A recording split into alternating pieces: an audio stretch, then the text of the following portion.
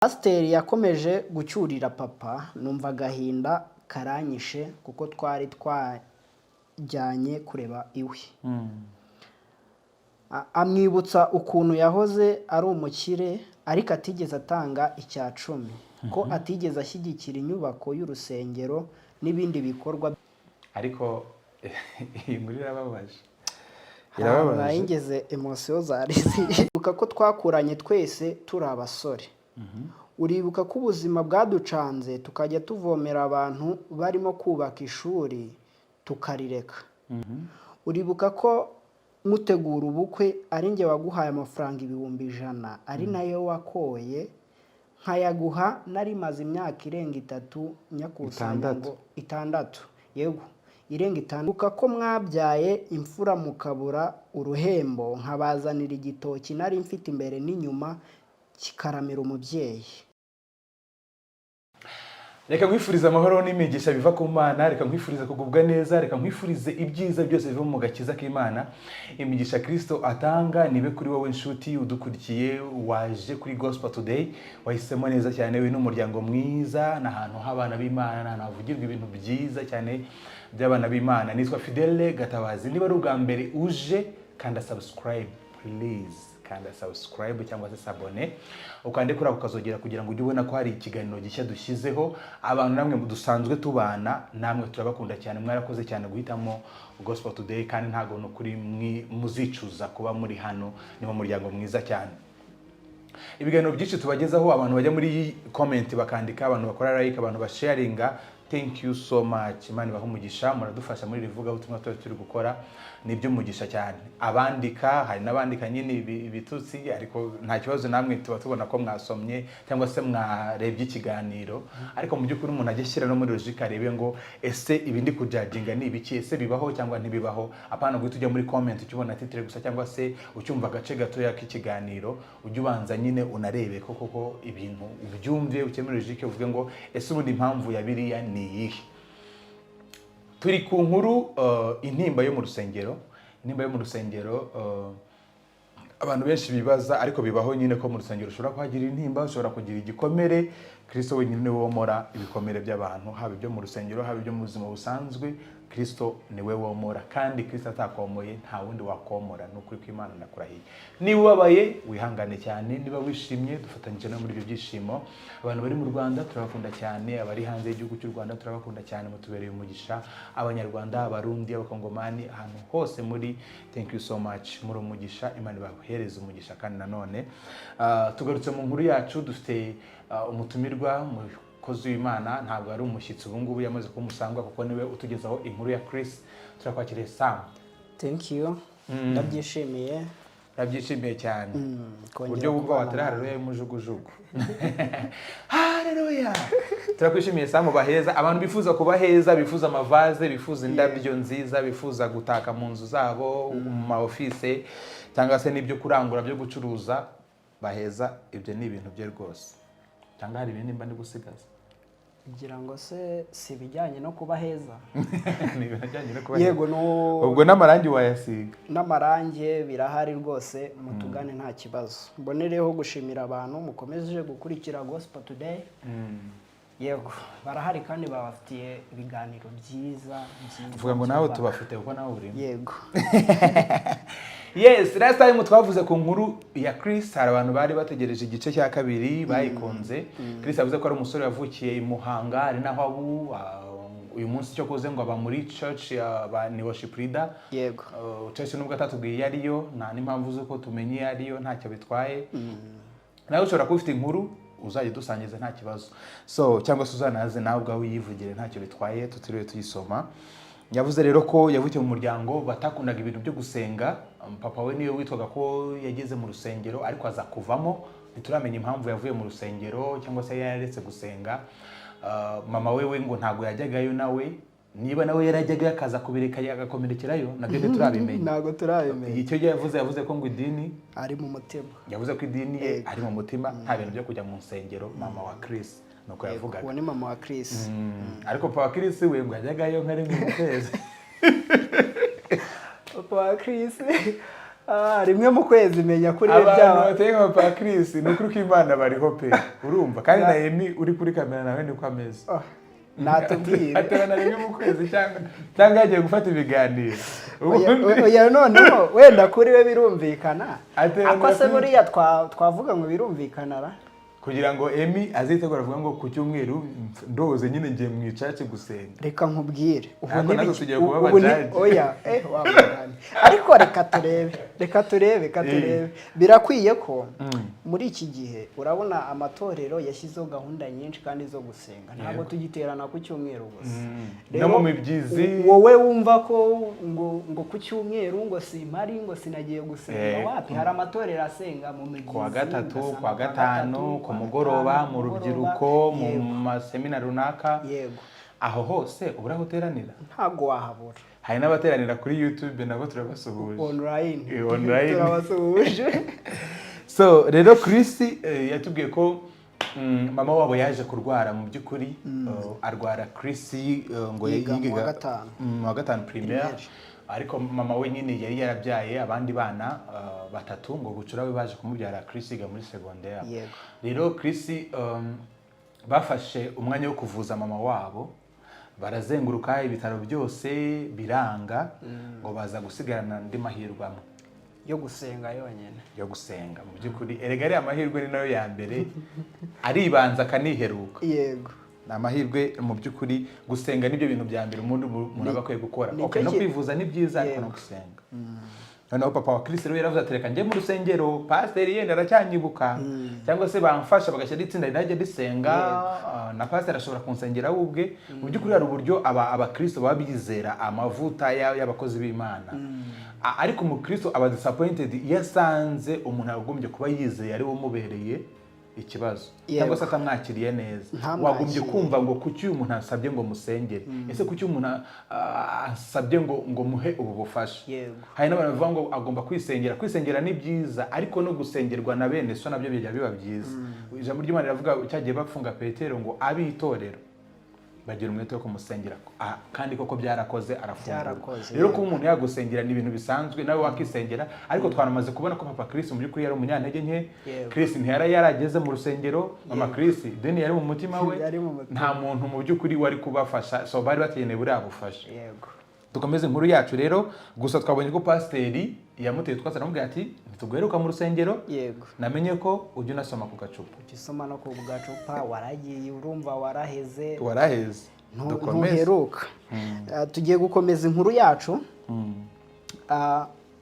pasiteri yakomeje gucyurira papa numva agahinda karanyishe kuko twari twajyanye kureba iwe amwibutsa ukuntu yahoze ari umukire ariko atigeze atanga icya cumi ko atigeze ashyigikira inyubako y'urusengero n'ibindi bikorwa by'itorero papa yarabyemeye rwose asaba n'imbabazi amubwira ko ari uko yari ataramenya ndetse ko yari akiri umwana mu gakiza pasiteri aramutsembera amubwira ko atashyiraho itsinda ryo gusengera mama ndetse ko nawe atafata umwanya ngo amusengere mu gihe papa afite amakosa menshi mu itorero papa yarapfukamye imbere ya pasiteri amwibutsa ubuzima babanyemo butari ubwo mu rusengero kumbe bari banaziranye urumva ko bari banaziranye na mbere hose baza ngo rero Chris yagize ati muvandimwe Yohana ngo pasiteri yitwa Yohana yego ngo birumvikana ko pasiteri yitwaga Yohana uwo ni papa Chris uri kumubwira uribuka ko twakuranye twese turi abasore uribuka ko ubuzima bwaducanze tukajya tuvomera abantu barimo kubaka ishuri tukarireka ubwo barubakaga ishuri bararireka bo bava mu ishuri ubwo ni papa wa bajyaga kuvomera abantu bari kubaka ubwo ni papa wa Chris na pasiteri yego uribuka ko ubenguka umugore nawe ukambaza wawe ukambaza niba nta kibazo nkakubwira nti ntacyo bitwaye nubwo tutarabona ubushobozi ariko imbere ni heza uribuka ko mutegura ubukwe ari njye waguhaye amafaranga 100,000 ari nayo wakoye nkayaguha nari maze imyaka irenga 3 nyakusanya ngo 6 yego irenga 6 nyakusanya ngo azanteze imbere ubwo gukusanya 100,000 mu myaka 6 nese uri umuntu avomeraga abantu yego inkuru irakomeza igira iti uribuka ko wakoze ubukwe nkitanga muri byose nanjye nyuma y'imyaka 2 ukoze ubukwe nkatangira kurambagiza uribuka ko mwabyaye imfura mukabura uruhembo nkabazanira igitoki nari mfite imbere n'inyuma kikaramira umubyeyi uribuka ko wabaye umudiyakoni bakakuzamura ukaba mwarimu njye nyobora icyumba cy'amasengesho uribuka ko bakuzamuye ukaba pasiteri njye nkiyobora icyumba cy'amasengesho pasiteri ati erega ibyo byose ndabyibuka 100%. papa ati umva rero igikomere nahuriye nacyo mu rusengero cyari cyaratumye mpacika. naho igice cya kabiri cy'inkuru ya Chris kirangiriye ariko iyi nkuru irababaje ingeze emotion zarizi numvaga ngiye kurira njyewe ntago nari nzi ko pasiteri aziranyira papa Chris akaba yari kwigira nka uziko mu gice cya 2 yamubwiye ngo se ngo ntago nkuzi yaramubwiye ngo papa yigiriye inama yo kuyoboka y'amasengesho yitabaje papa Chris pasta waho yari yabatirijwe amutera utwatsi amubwira ko atamuzi ko aheruka mubatiza sha kumba aramuzi baranabanye mwumva abantu bo muri iyi minsi mu byukuri ubaza igihe babanye noneho bakira abanyeshuri ishuri bararireka wenda nuko Chris atatubwiye wenda icyo gihe bava mu ishuri igihe bigiraga ariko icyo cyose bari abasore b'imigenda hagari muri kaminuza ntabwo ari muri segonderi ni nka primary twari udusore twasundi nyine turangiza yenda nka primary cyangwa se biga nko muri segonderi 12 years cyangwa 9 years imyaka 16 7 abantu basore bavomera abantu amazi n'iki urumva mu byukuri bafite ubuzima bukomeye babanyemo noneho yagiye kumutabaza kugeza ubwo apfukamye imbere gupfukamira umugabo mugenzi wawe komeza ariko ako kantu nako kumve iyo umugabo yageze ahantu ho gupfukama mu byukuri kuko yabonaga ubuzima bw'umugore buri kumuca mu myanya y'intoki akabona yuko nta kintu atari yakoze urumva ariko aravuga ati noneho reka mfukame ikindi reka nibutse pasiteri step by step ibintu byose twanyuranyemo kugira ngo byibura yemere no gusenga njye ntabwo ndi kwiyumvisha ukuntu isengesho just ari ryo umuntu ari gusaba kuri ruriya rwego gusenga dufite abantu bacuruza amasengesho cyangwa nuko ari umuhanuzi ngo arebayo ngo agira hari rwose ugasanga hari nabo batumira ugasanga ngo nangahe ati mpijana ati nutari mwaryo oya tusengane n'ibivamo ukibaza tusengane n'essence ni imyenda bwambare abo turabafite kandi barahari abantu bameze muri ya mupasiteri Yohana rwose muhinduke pe Pastor Yohana abantu bameze nka Pastor Yohana urumva mu byukuri umuntu agera imbere yanyu mukamwibutsa amakosa yanyu mukamwibutsa amakosa ye ikindi muntu uzi ko wirengagiza umuntu wirengagiza inshuti yawe wirengagiza umuntu mwiganye wirengagiza umuntu mwabanye wirengagiza umuvandimwe wawe wirengagiza umuntu mwaruhanye ibyo bintu ukabyirengagiza ngo nuko Imana iguteje intambwe hari ahantu ikugejeje ukabona umuntu like simuzi kugira nkaho utigeze kumumenya ngahura na Samu nkavuga habe ati wowe urumva haryo uri mwene nde tutuziranye he kandi mwarakuranye mu byukuri mwarakuranye yavuze ubizi neza kuko hasi yamubwiye ngo ndabizi ibyo ngibyo 100%. yabwiye ngo ibyo mbizi 100%.